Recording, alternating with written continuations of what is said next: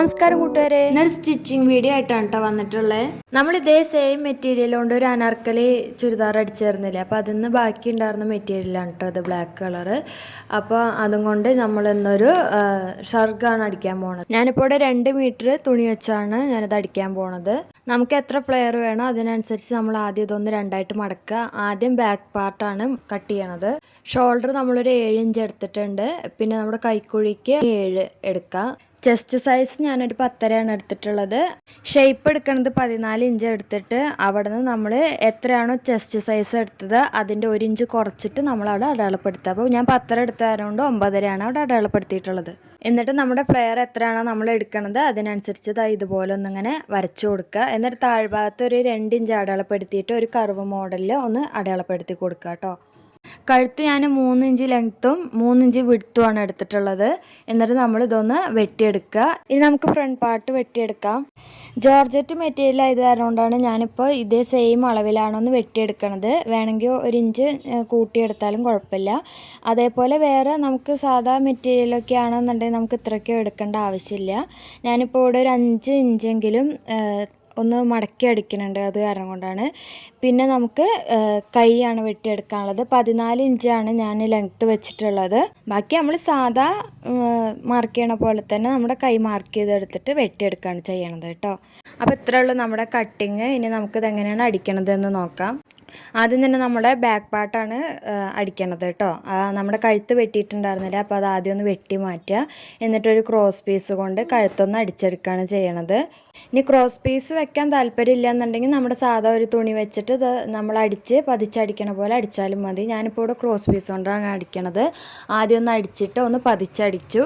എന്നിട്ട് നമ്മൾ സാധാ മടക്കി അടിക്കണ പോലെ ഒരു പ്രാവശ്യം മടക്കി പിന്നെ ഒന്നും കൂടി മടക്കിയിട്ട് ഉള്ളിലേക്ക് ആക്കി ഫുള്ളായിട്ട് വെക്കുകയാണ് ചെയ്യുന്നത് കേട്ടോ. അതിൻ്റെ ഇടയിൽ ഒന്നിങ്ങനെ കട്ട് ചെയ്ത് കൊടുക്കാൻ മറക്കരുത്. അപ്പോൾ നമ്മുടെ ഈ സെയിം മെറ്റീരിയൽ കൊണ്ട് മുമ്പ് അടിച്ചിരുന്ന അനാർക്കലിയുടെ ചുരിദാർ വീഡിയോയിൽ നമ്മുടെ വോയിസ് കട്ടായി പോയിട്ടുണ്ട്. കോപ്പിറൈറ്റ് ഇഷ്യൂ ആയതുകൊണ്ട് മ്യൂട്ടായതാണ് കേട്ടോ. അപ്പോൾ ആദ്യം ഒന്ന് അടിച്ചു കഴിഞ്ഞിട്ട് നമ്മുടെ മോൾ ഭാഗത്തു കൂടി ഒന്ന് അടിക്കുന്നുണ്ട് കേട്ടോ. ഇനി നമുക്ക് നമ്മുടെ ഫ്രണ്ട് പാർട്ടാണ് അടിക്കാനുള്ളത്. അത് ആദ്യം നമ്മൾ ഈ അടിച്ചു വെച്ചിരിക്കുന്ന നമ്മുടെ ബാക്ക് പാർട്ടിൻ്റെ ഷോൾഡർ ഒന്ന് മാർക്ക് ചെയ്ത് കൊടുക്കുന്നുണ്ട്. അതിന് ശേഷമാണ് നമ്മൾ അടിക്കണത് കേട്ടോ. അപ്പോൾ നമ്മൾ ഈ ഷോൾഡറിൻ്റെ അവിടെ മാർക്ക് ചെയ്ത് കഴിഞ്ഞിട്ട് നമുക്കവിടെ എത്രയാണ് കിട്ടണത്, എനിക്ക് 5 ഇഞ്ചാണ് കിട്ടിയിട്ടുള്ളത്. ആ 5 ഇഞ്ച് ഞാൻ ലാസ്റ്റ് താഴ്ഭാഗം വരയ്ക്ക് അടയാളപ്പെടുത്തിയിട്ട് ഇതുപോലെ മടക്കി മടക്കി അടിക്കുകയാണ് ചെയ്യണത് കേട്ടോ. ഇതെന്തിനാന്ന് വെച്ചിട്ടുണ്ടെങ്കിൽ നമ്മുടെ പെട്ടെന്ന് തന്നെ പറക്കാതിരിക്കാനൊക്കെ വേണ്ടിയിട്ട് അവിടെ കുറച്ച് കട്ടിക്ക് നിന്നോട്ടെ വിചാരിച്ചിട്ട് ഞാൻ ആക്കിയതാണ്. നിങ്ങൾക്ക് വേണമെന്നുണ്ടെങ്കിൽ സാധാ പോലെ അടിച്ചാലും മതി കേട്ടോ. അപ്പോൾ 2 ഭാഗവും ഇതേപോലെ അടിച്ചെടുത്തിട്ടുണ്ട്. ഇനി നമുക്ക് ഷോൾഡർ ഒന്ന് ജോയിൻ ചെയ്ത് കൊടുക്കാം. അത് നമ്മൾ പ്രത്യേകം ശ്രദ്ധിക്കണം, വെക്കണ ഭാഗം എങ്ങനെയാണെന്നുള്ളത് നല്ല ഭാഗവും നോക്കിയിട്ട് തന്നെ വെക്കണം.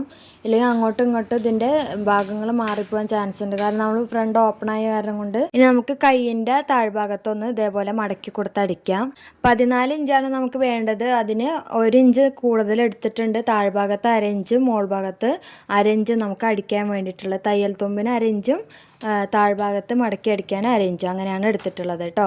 അപ്പോൾ 2 ഭാഗവും ഞാനിതുപോലെ അടിച്ചെടുത്തിട്ടുണ്ട്. ഇനി നമുക്ക് കൈക്കുഴി ഒന്ന് ജോയിൻ ചെയ്ത് കൊടുക്കാം.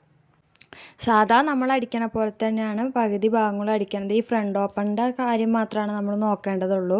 അപ്പോൾ ആദ്യം ഒരു സൈഡ് അടിച്ച് പിന്നെ അപ്പുറത്തെ സൈഡ്, അങ്ങനെയല്ല നമ്മൾ സാധാരണ അടിക്കാറ്. അപ്പോൾ അതിന് വേണ്ടിയിട്ട് ഞാൻ സെൻറ്ററിൽ ഒന്ന് ചെറുതായിട്ടൊന്ന് കട്ട് ചെയ്ത് കൊടുത്തിട്ടുണ്ട് കേട്ടോ, സെൻറ്റർ അറിയാൻ വേണ്ടിയിട്ട്. കാരണം ജോർജറ്റ് മെറ്റീരിയൽ ആയതുകൊണ്ട് നമുക്ക് പിടിച്ചങ്ങനെ കിട്ടില്ലല്ലോ, അത് കാരണം കൊണ്ടാണ് അങ്ങനെ ചെയ്തത് കേട്ടോ. എന്നിട്ട് നമ്മൾ സാധാ അടിക്കണ പോലെ തന്നെ 1/2 ഇഞ്ചിൽ തയ്യൽ തുമ്പിട്ടിട്ട് നമ്മളൊന്ന് അടിച്ചെടുക്കുകയാണ് ഒരു ഭാഗം.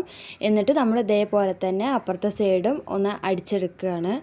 സാധാരണ പോലെ നമ്മൾ ചുരിദാർ അടിക്കണ അത്രയ്ക്കൊന്നും തയ്യൽ തുമ്പ് നമ്മളിതിൽ എടുക്കണില്ല കേട്ടോ. നമ്മുടെ ഒരു 1/2 ഇഞ്ചാണ് എല്ലാ ഭാഗത്തും നമ്മൾ എടുത്തിട്ടുള്ളൂ, നമുക്ക് തയ്ക്കാനുള്ള ഒരു ഇത് മാത്രം.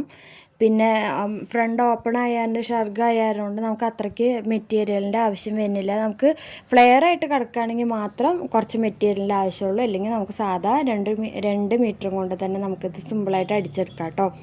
എന്നിട്ട് നമ്മൾ ഏറ്റവും താഴ്ഭാഗത്ത് ഇതേപോലെ ഒന്ന് മടക്കി അടിക്കുകയാണ് ചെയ്യണത്.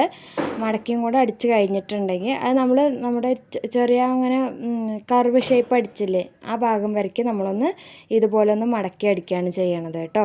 ഇതേപോലെ തന്നെ ഫ്രണ്ടിൽ 2 ഭാഗവും ബാക്ക് പാർട്ടും കൂടി അടിച്ച് കഴിഞ്ഞിട്ട് നമ്മൾ സാധാരണ ചുരിദാറിന് അടിക്കണ പോലെ തന്നെ ഫ്രണ്ടും ബാക്കും ഒരേപോലെ വെച്ചിട്ട് അടിച്ചെടുക്കുകയാണ് ചെയ്യുന്നത് കേട്ടോ. അതായത് ഇതുപോലെ അപ്പോൾ ഇതാ ഫുള്ളായിട്ട് അടിക്കൽ കഴിഞ്ഞു.